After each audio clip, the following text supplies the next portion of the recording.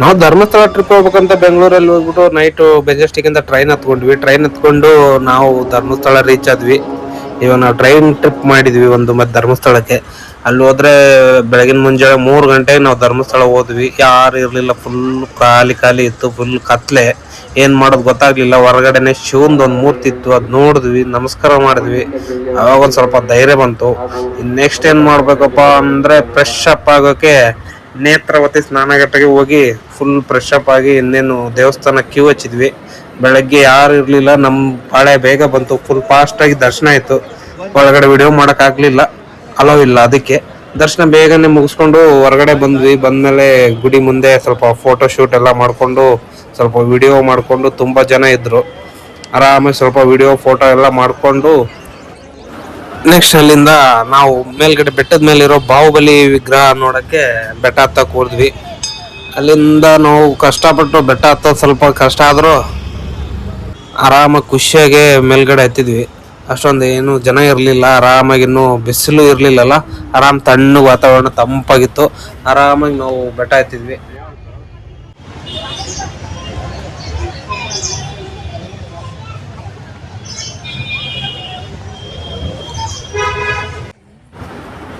ಬೆಟ್ಟ ಹತ್ತಿ ಬಾಹುಬಲಿ ವಿಗ್ರಹ ನೋಡಿದ್ವಿ. ನೋಡಿ ಫುಲ್ ಖುಷಿ ಆಯ್ತು. ಎಲ್ಲ ಸ್ವಲ್ಪ ಹೊತ್ತು ಅಲ್ಲೇ ತಿರುಗಾಡಿ ಆ ಕಡೆ ಈ ಕಡೆ ಸುತ್ತಾಡ್ ಫೋಟೋ ಎಲ್ಲ ತಕೊಂಡ್ವಿ. ಫೋಟೋ ಎಲ್ಲ ತಕೊಂಡ್ಮೇಲೆ ಇನ್ನು ನೆಕ್ಸ್ಟ್ ಅಲ್ಲೇ ಪಕ್ಕದಲ್ಲಿ ಇರೋ ಆ ವಿಗ್ರಹನ, ಆವಾಗಿನ ಕಾಲದಲ್ಲಿ ಇಷ್ಟು ದೊಡ್ಡ ವಿಗ್ರಹನ ಈ ಬೆಟ್ಟದ ಮೇಲೆ ಹೆಂಗ್ ತಂದ್ರು, ಎಲ್ಲಿಂದ ತಂದ್ರು, ಯಾವ ತರ, ಯಾವುದೇ ಟೆಕ್ನಾಲಜಿ, ಯಾವುದೇ ಮಿಷನರಿಗಳು ಇಲ್ಲದೆ ಇಷ್ಟು ದೊಡ್ಡ ಕಲ್ಲಿನ ವಿಗ್ರಹನ ಇಷ್ಟು ಬೆಟ್ಟದ ಮೇಲೆ ಎಷ್ಟು ಕಷ್ಟ ಪಟ್ಕೊಂಡು ಆ ಕಾಲದಲ್ಲಿ ತಂದ್ರು ಅನ್ನೋದ್ರ ಬಗ್ಗೆ ಇಲ್ಲಿ ಸೈಡ್ ಅಲ್ಲೇ ಫುಲ್ಲು ಮಾಹಿತಿ ಇದೆ. ಅದನ್ನೆಲ್ಲ ಸ್ವಲ್ಪ ಓದಿದ್ವಿ. ಹಂಗೆ ಒಂದೊಂದು ಫೋಟೋ ತಕೊಂಡು ವಿಡಿಯೋನು ಮಾಡ್ಕೊಂಡ್ವಿ. ಇದು ಯಾವ ಕಾಲದಲ್ಲಿ ಕಟ್ಟಿದ್ರು, ಯಾರು ಕಟ್ಟಿದ್ರು, ಎಷ್ಟು ಖರ್ಚಾಯ್ತು, ಯಾವ ರೀತಿ ಕಷ್ಟಪಟ್ಟಿದ್ರು ಅನ್ನೋದು ಎಲ್ಲಾನು ಸ್ಟೆಪ್ ಬೈ ಸ್ಟೆಪ್ ಫೋಟೋ ಆಗಿದೆ. ಮತ್ತೆ ಅದು ಮಹಾ ಅಭಿಷೇಕ ಆಗಿರೋದನ್ನು ಫೋಟೋ ಎಲ್ಲ ಇಲ್ಲಿ ಇಟ್ಟಿದ್ರು. ಎಲ್ಲಾನು ನೋಡಿ ಫೋಟೋ ತಕೊಂಡಿವಿ. ನೀವು ಹೋದ್ರೆ ಇದೊಂದು ಸ್ವಲ್ಪ ಆರಾಮಾಗಿ ಒಂದು 15-20 ನಿಮಿಷ ಟೈಮ್ ಕೊಟ್ಟು ಓದಿ. ಇಲ್ಲೆಲ್ಲ ಫುಲ್ಲು ಅದರ ಹಿಸ್ಟ್ರಿನೇ ಬರೆದಿದ್ದಾರೆ. ಇದು ಓದಿದ್ರೆ ತುಂಬಾನೇ ತಿಳ್ಕೊಬೋದು. ಇದೆಲ್ಲ ನೋಡ್ಕೊಂಡು ಆಮೇಲೆ ನೆಕ್ಸ್ಟ್ ನಾವು ಅಲ್ಲಿಂದ ಕೆಳಗಡೆ ಬಂದು ಅಣ್ಣಪ್ಪ ಸ್ವಾಮಿ ಗುಡಿಗೆ ಹೋಗಿ ನಮಸ್ಕಾರ ಮಾಡಿ ಅಲ್ಲಿಂದ ನಾವು ನೆಕ್ಸ್ಟ್ ಇನ್ನು ಧರ್ಮಸ್ಥಳ ಅಂದ್ರೆ ಎಲ್ರಿಗೂ ಗೊತ್ತು ಅನ್ನಪ್ರಸಾದ. ಇನ್ನು ಪ್ರಸಾದ ಮಾಡ್ಕೊಂಡು ಬರ್ಬೇಕಂತ ಹೋಗಿ ಪ್ರಸಾದ ಮಾಡ್ಕೊಂಡಿವಿ. ಇನ್ನು ಪ್ರಸಾದ ಟೈಮ್ ಅಂತೂ ಅಲ್ಲಿ ಎಷ್ಟು ಜನ ಬಂದಿದ್ರು ಅಂದ್ರೆ ಫುಲ್ ದೊಡ್ಡ ಹಾಲೇ ಇತ್ತು. ಅದು ಅಷ್ಟು ಫುಲ್ ಆಗಿತ್ತು. ಬಟ್ ಫುಲ್ ನೀಟ್ ಕ್ಲೀನ್ ಆಗಿತ್ತು. ಒಬ್ರು ಉಂಡು ಹೋದ್ರೆ ಅಲ್ಲಿ ಏನು ಎಷ್ಟು ಕ್ಲೀನ್ ಮಾಡ್ತಾರಂದ್ರೆ ಅಷ್ಟು ಕ್ಲೀನ್ ಆಗಿತ್ತು.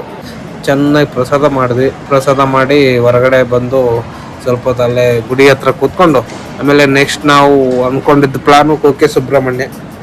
ನಾವು ಕುಕ್ಕೆ ಸುಬ್ರಹ್ಮಣ್ಯ ಹೋಗ್ಬೇಕು ಅಂತ ಬಸ್ ಇಟ್ಕೊಂಡ್ವಿ.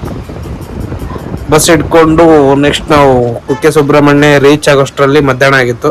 ಮಧ್ಯಾಹ್ನ ಆಗಿದೆ ಅಂತ ಅಲ್ಲಿ ಹೋದ್ಮೇಲೆ ಸ್ವಲ್ಪ ಲೈಟ್ ಊಟ ಮಾಡ್ಕೊಂಡು ಆಮೇಲೆ ದರ್ಶನ ಮಾಡಿದ್ವಿ. ದೇವ್ರ ದರ್ಶನ, ಸುಬ್ರಹ್ಮಣ್ಯ ಸ್ವಾಮಿ ದರ್ಶನ ಆದ್ಮೇಲೆ ಹೊರಗಡೆ ಬಂದು ಸ್ವಲ್ಪ ಅಲ್ಲೇ ರೆಸ್ಟ್ ಮಾಡಿ ಟೀ ಕಾಫಿ ಕುಡಿದು ನೆಕ್ಸ್ಟ್ ನಾವು ಮನೆ ಕಡೆ ಹೋಗ್ಬೇಕಂತ ರೈಲ್ವೆ ಸ್ಟೇಷನ್ ಬಸ್ ಹಿಡ್ಕೊಂಡು ಸ್ಟೇಷನ್ ಕಡೆ ಬಂದ್ವಿ. ಈ ವಿಡಿಯೋ ಲೈಕ್ ಮಾಡಿ, ಶೇರ್ ಮಾಡಿ, ಸಬ್ಸ್ಕ್ರೈಬ್ ಮಾಡಿ, ಸಪೋರ್ಟ್ ಮಾಡಿ. ನೆಕ್ಸ್ಟ್ ನಿಮ್ಗೆ ಇಷ್ಟ ಆಗೋ ತರ ವಿಡಿಯೋ ಮಾಡ್ತೀನಿ. ಇದು ಪ್ರಯತ್ನ. Thank you.